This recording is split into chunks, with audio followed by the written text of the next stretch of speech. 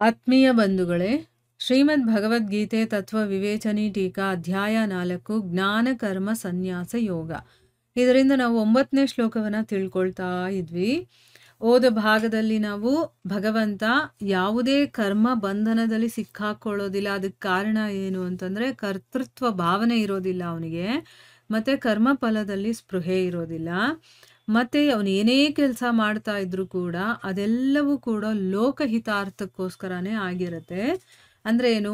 ದುಷ್ಟರನ್ನು ಶಿಕ್ಷಿಸೋದು, ಶಿಷ್ಟರನ್ನು ರಕ್ಷಣೆ ಮಾಡೋದು, ಧರ್ಮ ಸ್ಥಾಪನೆ ಮಾಡೋದು, ಇಂಥ ಕೆಲಸಗಳಿಗೋಸ್ಕರನೇ ಆಗ್ತಾ ಇರುತ್ತೆ ಅನ್ನೋದನ್ನು ನಾವು ತಿಳ್ಕೊಂಡ್ವಿ. ಈಗ ಮುಂದುವರೆದು ಇಲ್ಲೇನು ಹೇಳ್ತಾ ಇದ್ದಾರೆ ಅಂತಂದರೆ, ಅವನು ಅನಂತ ಕೋಟಿ ಬ್ರಹ್ಮಾಂಡಗಳ ಒಡೆಯ ಆಗಿದ್ರೂ ಕೂಡ ಸರ್ವಸಾಧಾರಣರಾಗಿರ್ತಾರಲ್ಲ ಅವ್ರ ಜೊತೆ ಕೂಡ ಅವನು ಅಭಿಮಾನರಹಿತನಾಗಿ, ಅಂದರೆ ಅಹಂಕಾರ ಇರೋದಿಲ್ಲ, ಅದರ ಬದಲಾಗಿ ದಯೆಯಿಂದ ಮತ್ತು ಪ್ರೀತಿಯಿಂದ ಅವನು ಸಮತೆಯ ವ್ಯವಹಾರವನ್ನು ಮಾಡ್ತಾನೆ. ಅಂದರೆ ನಮಗೇನಾದರೂ ಒಂದು ಸ್ವಲ್ಪ ಆಸ್ತಿ ಅಂತಸ್ತು ಏನಾದರೂ ಇತ್ತು, ಅಧಿಕಾರ ಏನಾದರೂ ಇತ್ತು ಅಂತಂದರೆ ನಮ್ಮನ್ನು ಹಿಡಿಯೋದಕ್ಕೆ ಆಗೋದಿಲ್ಲ. ನಾವು ತುಂಬ ಬಡವರಾಗಿರ್ತಾರಲ್ಲ, ಆಮೇಲೆ ಅಧಿಕಾರದಲ್ಲಿ ಯಾರು ಇರೋದಿಲ್ವೋ, ತುಂಬ ಕೀಳು ಅಂದರೆ ಕೆಳಮಟ್ಟದ ಕೆಲಸದಲ್ಲಿರೋರನ್ನ ಎಷ್ಟು ನಿಕೃಷ್ಟವಾಗಿ ನೋಡ್ತೀವಿ. ಯಾಕೆ? ನಮಗೆ ಆ ಅಧಿಕಾರದ ಅಥವಾ ಅಂತಸ್ತಿನ ಅಹಂಕಾರ ಇರುತ್ತೆ. ಅದಕ್ಕೋಸ್ಕರ ಬೇರೆಯವ್ರ ಮೇಲೆ ಅದರ ದಬ್ಬಾಳಿಕೆ ಮಾಡೋ ರೀತಿ ನೋಡ್ತೀವಿ. ಆದರೆ ಭಗವಂತ ಅನಂತ ಕೋಟಿ, ಒಂದು ಬ್ರಹ್ಮಾಂಡಕ್ಕೆ ಒಡೆಯಲ್ಲ, ಅನಂತ ಕೋಟಿ ಅಂಥ ಬ್ರಹ್ಮಾಂಡಗಳ ಒಡೆಯನಾಗಿದ್ರೂ ಕೂಡ ಸಾಧಾರಣ ಒಬ್ಬ ಮನುಷ್ಯ ಇರ್ತಾನಲ್ಲ, ಸುಧಾಮ ನೋಡಿ ಎಂಥ ಬಡ ಕುಟುಂಬದಲ್ಲಿರುವಂಥವನು, ಇವನು ದ್ವಾರಕಾಧೀಶನಾಗಿರ್ತಾನೆ. ಆದರೂ ಕೂಡ ಅವನ ಕಾಲು ತೊಳೆದು ಅವನಿಗೆ ಆತಿಥ್ಯವನ್ನು ಮಾಡ್ತಾನೆ. ಅವನು ಕೊಟ್ಟಂಥ ಆ ಅವಲಕ್ಕಿಯನ್ನು ಮೃಷ್ಟಾನದ ಥರ ತಿಂತಾನೆ. ಅಷ್ಟು ಪ್ರೀತಿಸ್ತಾನವನು. ಅಂದರೆ ಸಾಮಾನ್ಯವಾದಂಥ ಒಬ್ಬ ಮನುಷ್ಯನ ಬಗ್ಗೆ ಕೂಡ ಅವನಿಗೆ ದಯೆ ಇರುತ್ತೆ, ಕರುಣೆ ಇರುತ್ತೆ, ಪ್ರೀತಿ ಇರುತ್ತೆ ಅವನ ಮೇಲೆ. ನಾವು ಅದರ ಆಪೋಸಿಟ್ ಆಗಿರ್ತೀವಿ ಅಲ್ವಾ? ಅದಕ್ಕೋಸ್ಕರ ಇದೆಲ್ಲ ಗುಣಗಳು ನಮ್ಮಲ್ಲಿ ಬರಬೇಕು. ಆಗಲೇ ನಾವು ಕೂಡ ಈ ಬಂಧನಗಳಿಂದ ಬಿಡುಗಡೆ ಹೊಂದೋದಕ್ಕೆ ಸಾಧ್ಯ ಆಗುತ್ತೆ. ಅಂದರೆ ಭಗವಂತ ಅವನು ಸಮ ಅನ್ನೋ ರೀತಿಯಲ್ಲಿ ಅವನು ಬಿಹೇವ್ ಮಾಡ್ತಾನೆ, ನಡ್ಕೊಳ್ತಾನೆ. ಆಯಿತಾ? ಈ ವಿಷಯದ ಬಗ್ಗೆ 9ನೇ ಅಧ್ಯಾಯದ 29ನೇ ಶ್ಲೋಕದಲ್ಲಿ ಹೇಳಿದ್ದಾನೆ ಭಗವಂತ. ಏನು ಹೇಳಿದ್ದಾನೆ ಅದರಲ್ಲಿ ಅಂತಂದರೆ, ಶ್ಲೋಕ ಯಾವುದು ಅಂತಂದರೆ ಸಮೋಹಂ ಸರ್ವಭೂತೇಷು ಆ ಶ್ಲೋಕ. ಅದರಲ್ಲಿ ಹೇಳ್ತಾನೆ ಭಗವಂತ, ನಾನು ಎಲ್ಲ ಪ್ರಾಣಿಗಳಲ್ಲೂ ಕೂಡ, ಪ್ರಾಣಿ ಅಂದರೆ ಜೀವಿಗಳು ಅಂತ ಅರ್ಥ, ಸಮಭಾವದಿಂದ ವ್ಯಾಪಕವಾಗಿದ್ದೀನಿ. ಅಂದರೆ ನಾನೇ ಎಲ್ಲರಲ್ಲೂ ಇರೋದು, ಎಲ್ಲರಲ್ಲೂ ನಾನು ಸಮಭಾವದಿಂದ ಇದ್ದೀನಿ. ಅಂದರೆ ಒಂದು ಚಿಕ್ಕ ಜೀವಿಯಲ್ಲಿ ಸ್ವಲ್ಪ ಇದ್ದು ದೊಡ್ಡ ಜೀವಿಯಲ್ಲಿ ಜಾಸ್ತಿಯಾಗಿ ನಾನು ಇದ್ದೀನಿ ಅಂತಲ್ಲ, ಎಲ್ಲರಲ್ಲೂ ಸಮವಾಗಿ ವ್ಯಾಪಕವಾಗಿದ್ದೀನಿ. ನನಗೆ ಅಪ್ರಿಯರಾದವರು ಯಾರೂ ಇಲ್ಲ, ಪ್ರಿಯರಾದವರೂ ಯಾರೂ ಇಲ್ಲ. ನೋಡಿ, ಅವನಿಗೆ ತುಂಬ ಇಷ್ಟ ಆಗಿರೋರು ಯಾರೂ ಇಲ್ಲ, ಇಷ್ಟ ಆಗದೆ ಇರೋರು ಯಾರೂ ಇಲ್ಲ, ಎಲ್ಲರನ್ನೂ ಸಮಭಾವದಿಂದ ನೋಡ್ತೀನಿ.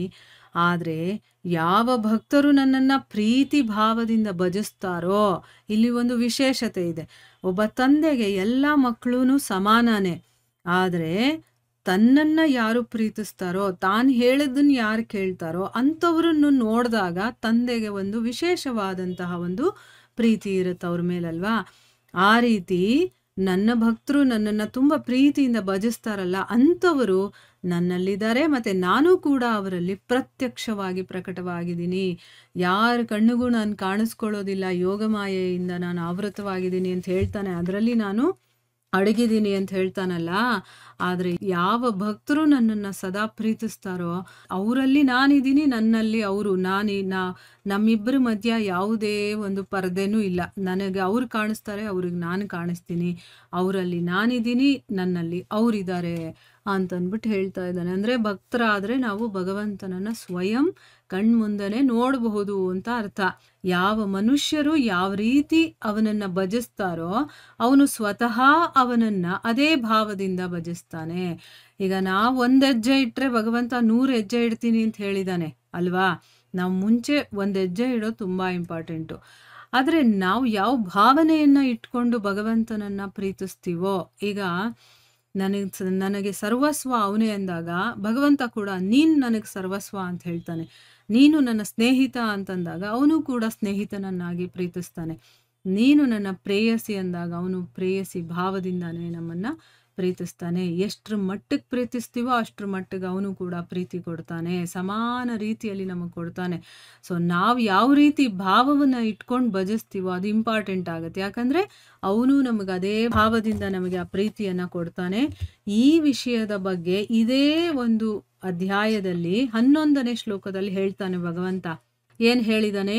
ಯೇ ಯಥಾಮಾಂ ಪ್ರಪದ್ಯಂತೆ ಅನ್ನುವಂಥ ಶ್ಲೋಕ. ಅದರಲ್ಲಿ ಹೇಳ್ತಾನೆ, ಹೇ ಅರ್ಜುನ, ಯಾವ ಭಕ್ತರು ನನ್ನನ್ನ ಯಾವ ಭಾವದಿಂದ ಭಜಿಸ್ತಾರೋ ಅವರನ್ನ ನಾನು ಕೂಡ ಅದೇ ಭಾವದಿಂದ ಭಜಿಸ್ತೀನಿ. ನೋಡಿ, ಭಗವಂತ ಕೂಡ ಭಜಿಸ್ತಾನೆ. ಭಜಿಸೋದು ಅಂತಂದ್ರೆ ಏನು? ನೆನ್ಪು ಮಾಡ್ಕೊಳ್ಳೋದು.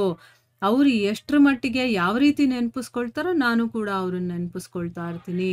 ಯಾಕೆ ಅಂತಂದ್ರೆ ಮನುಷ್ಯರೆಲ್ಲರೂ ಕೂಡ ಎಲ್ಲಾ ರೀತಿಯಿಂದ ನನ್ನ ಮಾರ್ಗವನ್ನೇ ಅನುಸರಣೆ ಮಾಡ್ತಾರೆ.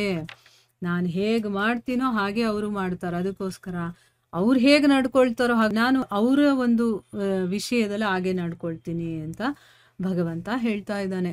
ಮತ್ತೆ ಹೇಳ್ತಾನೆ, ಅನನ್ಯ ಭಕ್ತರ ಯೋಗಕ್ಷೇಮವನ್ನ ಭಗವಂತ ಸ್ವತಃ ನಡೆಸ್ತಾನೆ. ಈ ವಿಷಯದ ಬಗ್ಗೆ 9ನೇ ಅಧ್ಯಾಯ 22ನೇ ಶ್ಲೋಕದಲ್ಲಿ ಭಗವಂತ ಹೇಳಿದಾನೆ.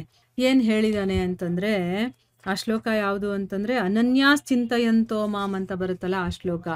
ಅದರಲ್ಲಿ ಯಾವ ಅನನ್ಯ ಪ್ರೇಮಿ ಭಕ್ತ ಜನರು ಅಂದ್ರೆ ನನ್ನನ್ನ ಬಿಟ್ಟು ಬೇರೆ ಯಾರನ್ನೂ ಪ್ರೀತಿಸೋದಿಲ್ಲ ಅವರು, ಅಂತ ಭಕ್ತರು ಇರ್ತಾರಲ್ಲ, ಅವರು ಭಗವಂತನಾದ ನನ್ನನ್ನ ನಿರಂತರವಾಗಿ ಚಿಂತನೆ ಮಾಡ್ತಾ ನಿಷ್ಕಾಮ ಭಾವದಿಂದ, ಅಂದ್ರೆ ಯಾವುದೇ ಕಾಮನೆಗಳಿರಬಾರ್ದು, ಅಲ್ಲಿ ಭಗವಂತ ಮಾತ್ರ ಇರಬೇಕು, ಅಂತ ಒಂದು ಭಾವದಿಂದ ಭಜಿಸ್ತಾರೋ ಆ ನಿತ್ಯ ನಿರಂತರ ನನ್ನ ಚಿಂತನೆಯನ್ನ ಮಾಡುವಂತಹ ಆ ಜನರ ಯೋಗಕ್ಷೇಮವನ್ನ, ಆ ಮನುಷ್ಯನ ಯೋಗಕ್ಷೇಮವನ್ನ ನಾನೇ ಸ್ವಯಂ ವಹಿಸ್ಕೊಳ್ತೇನೆ. ಈಗ ಭಕ್ತರಿಗೆ ನೋಡಿ, ಅವರು ದುಡಿಯೋದು, ದುಡ್ಡು ಕಾಸು ಸಂಪಾದನೆ ಮಾಡ್ಬೇಕು, ಅದ್ರ ಬಗ್ಗೆ ಏನೂ ಚಿಂತೆ ಇರೋದಿಲ್ಲ.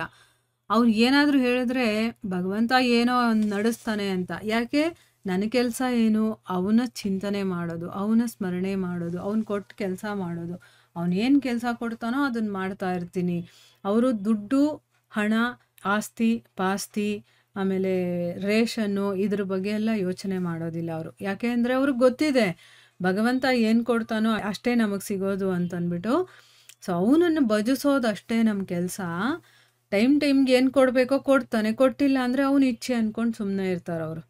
ಅದಕ್ಕೆ ಭಗವಂತ ಕೂಡ ಹೇಳ್ತಾನೆ, ಅನನ್ಯ ಭಕ್ತರು ಇರ್ತಾರಲ್ಲ ಅವ್ರ ಯೋಗಕ್ಷೇಮ ನೋಡ್ಕೊಳ್ಳೋ ಅಂಥದ್ದು ನನ್ನ ಸ್ವಂತ ಜವಾಬ್ದಾರಿ ಅಂತಂದ್ಬಿಟ್ಟು ಹೇಳಿದ್ದಾನೆ. ಇಲ್ಲಿಗೆ ನಾವು ನಿಲ್ಲಿಸೋಣ. ಇದರ ಮುಂದುವರಿದ ಭಾಗ ಇನ್ನೂ ಇದೆ, ಅದನ್ನು ನಾವು ಮುಂದಿನ ಭಾಗದಲ್ಲಿ ತಿಳ್ಕೊಳ್ಳೋಣ. ಹರೇ ಕೃಷ್ಣ.